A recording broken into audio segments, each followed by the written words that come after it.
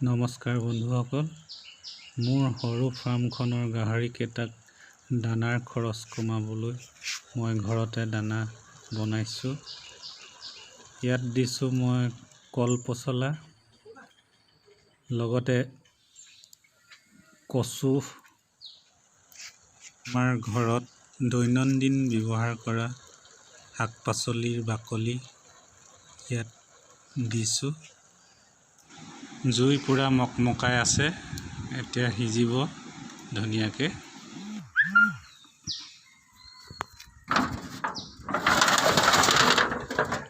বনোৱা দানাখিনি ঠাণ্ডা হ'ল, এতিয়া তাৰ পৰা মই দানা অলপ ল'ম,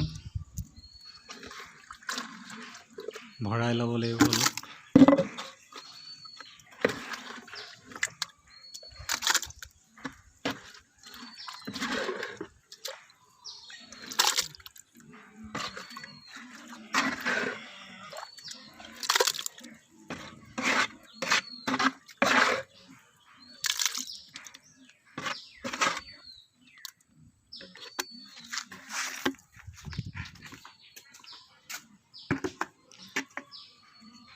এতিয়া মই দানাখিনি ইয়াত গামলাটোত বাকি দিছোঁ।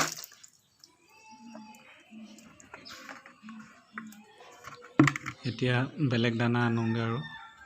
এইটো চাপৰ মই 2 জাৰ লৈ ল'ম, এটা 1 জাৰ।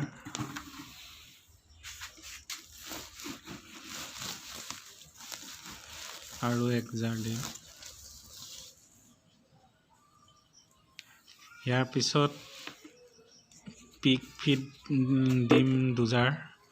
পিক ফিড মই চনা পিক ফিড খুৱাই আছোঁ, চনাটো 2 জাৰ দিম এতিয়া।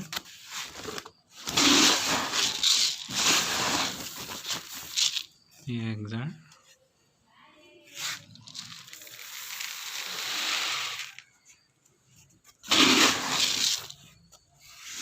আৰু 2 জাৰ।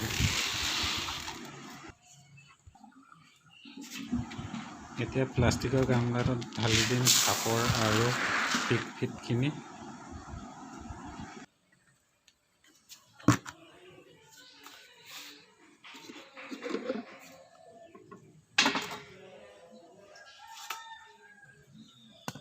অলপ ভাত আছে, ভাতখিনি দি দিওঁ।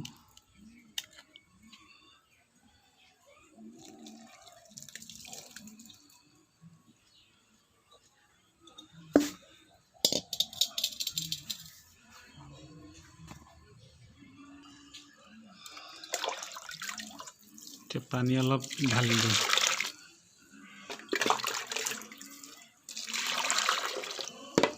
আৰু অলপ দিব লাগিব।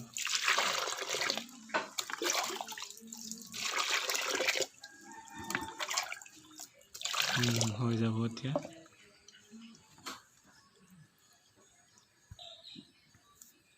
ভালদৰে মিহলি কৰোঁ।